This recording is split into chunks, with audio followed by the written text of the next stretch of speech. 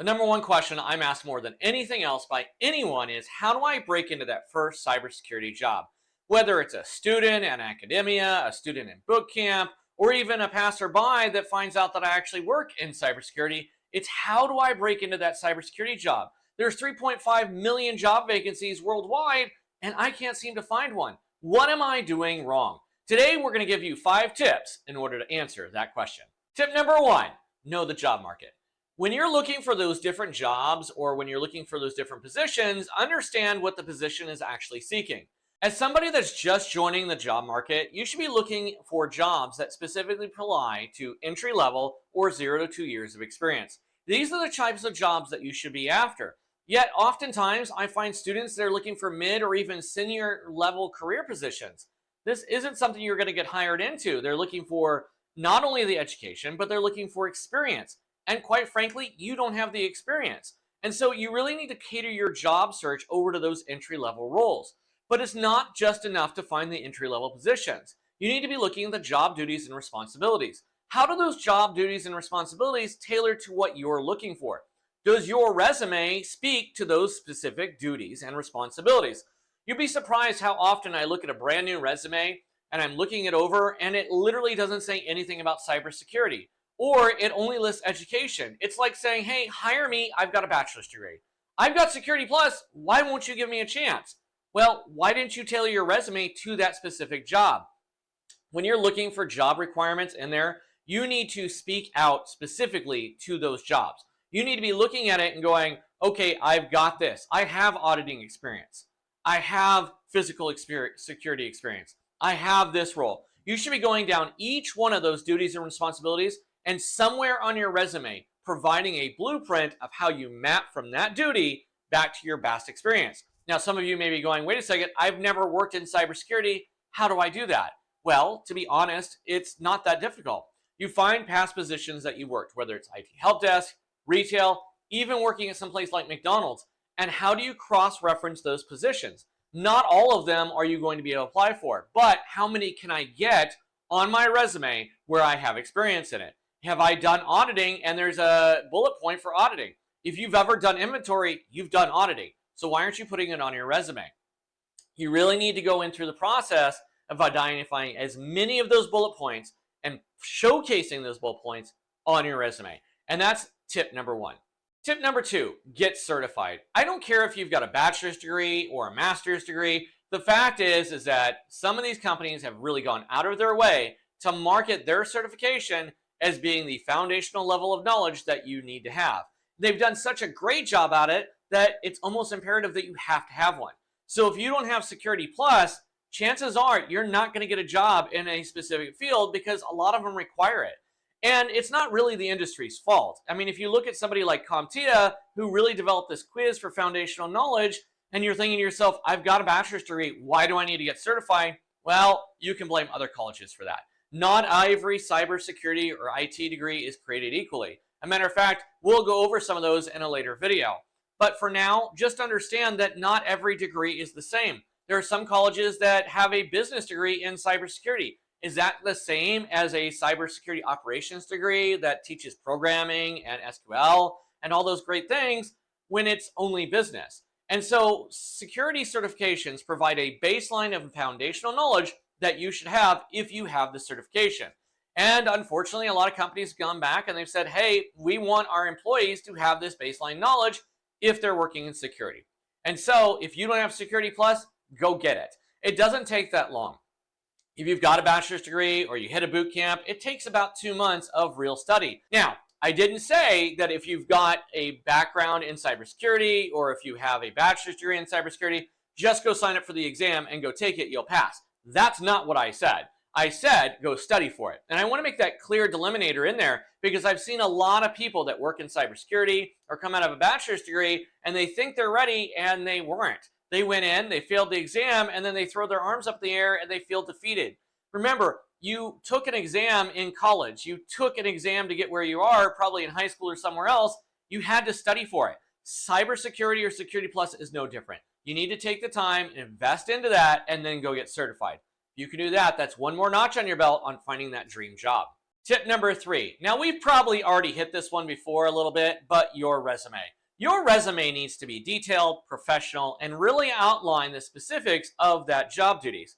Where people really seem to fail on resumes more often than not is they create this great resume. They go through it, they list all their education, they list their certifications, their past positions, their skill sets. They go through with a fine tooth comb and they really hit every nail on the head. They invested a lot of hours into that resume and they've got that perfect resume. They submit it and they never get a call back. Well, why do you think that happened? Well, usually it's because you created this perfect resume for that job over there, not for this job over here. And so you've got this broad cybersecurity resume that really speaks to a lot of different aspects, but not to the job you applied for. And I see this all the time where you've got cybersecurity, you've got a resume for cybersecurity, but it's not detailed enough for a specific job. Remember, if you're not tailoring your resume to a specific job and you submit it, you're competing against somebody else that did. And so you've really got to take the time and go through your resume and say, okay, this is the job I want. Did I match this bullet point for the job description to my resume? Did I match this to my resume? It's not enough just to list everything out on a blank piece of paper and say, here you go, this is everything I've done, please give me a job. You're competing with everybody else that's trying to break into cybersecurity, and just like them, you don't have experience. So which resume shines the best? That's the one that's going to get through the HR filters to land you that interview. And if you can't get that interview, you're not going to get a job in cybersecurity. Now, some people will go out and they'll buy a resume writing service. And that resume writing service will go in, they'll tag different positions that you want, and they'll try to link that specific position to your resume. It's only good for that position. So if you provided them a SOC analyst position from AT&T, and you now apply for a SOC analyst position with a third-party company or with Verizon, did it match up 100%? No, that resume is written for AT&T. And so you got to be aware of that. You need to go back through after you've hired this service and then go through and detail every little bullet point to that new position that you're applying for. If you don't, could you get a resume or an interview? Yes, it's possible if it's aligned close enough to it, but in a lot of cases, it won't. And so it's so imperative to make your resume for each job that you're applying for. Remember, we're not playing a phishing campaign here. I heard one student tell me, I'm sending out hundreds upon hundreds of resumes, something will stick.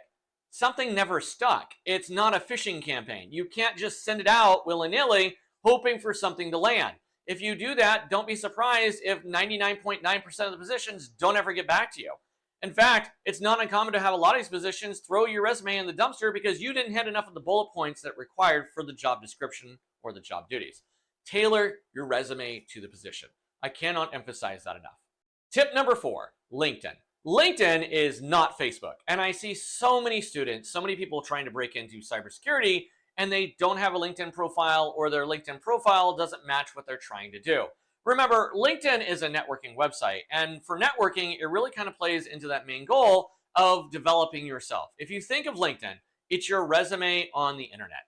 It's really where people can find you. My last 4 positions have all been from networking, from either people I knew or through LinkedIn or through some other aspect where employers have literally reached out to me because they looked at my LinkedIn profile and said, hey, you meet the skill sets we're looking for, we need you.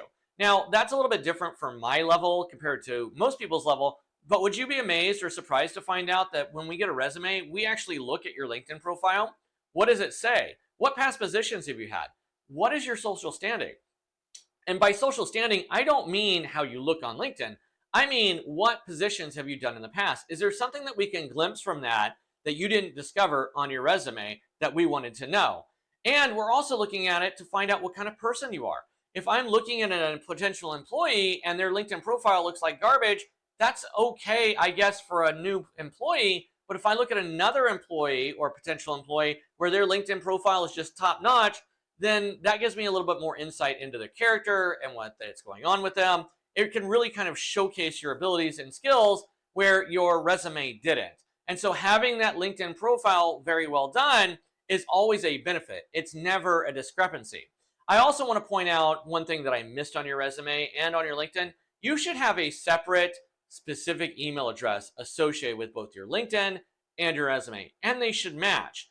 I've seen resumes before or LinkedIn profiles before that have a email address which really isn't that all professional. And this can actually hurt you.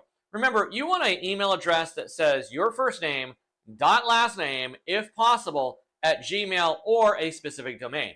We want to stay away from Hotmail. We want to stay from AOL. We want to stay away from other services.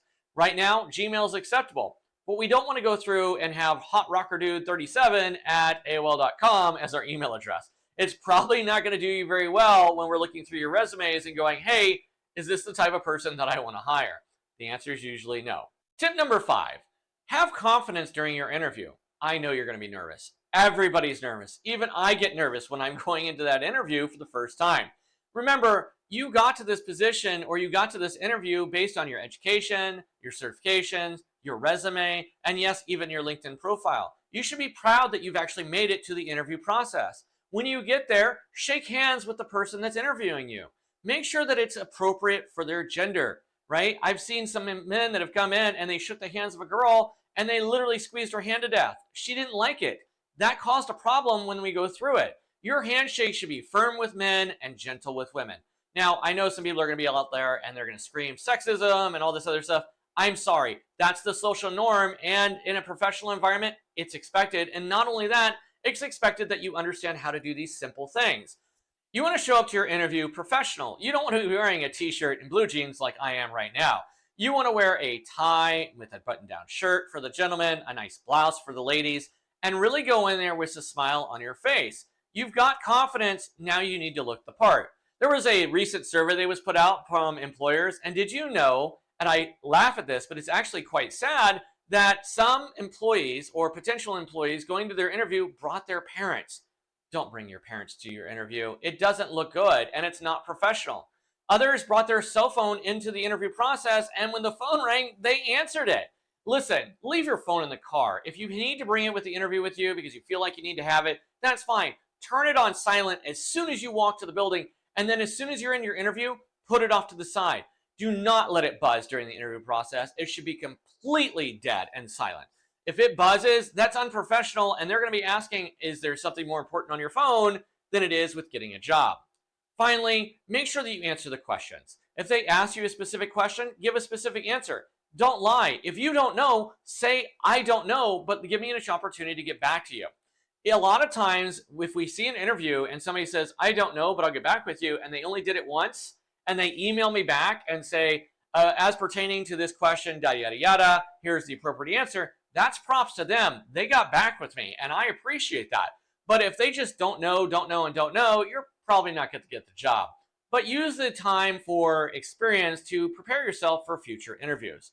And that's really what you want to do. Make sure that you understand the interview process. Make sure you understand what's expected. Read some tips and tricks on the interview itself, as well as your resumes. Now, those are 5 tips that we provided you today. In the future, we're going to provide more tips, but that's it for me. I'm Dr. K. If you found this video to be educational, I would appreciate that like, of course, that subscribe, and that bell icon at the top. I'm Dr. K, and we'll see you next time.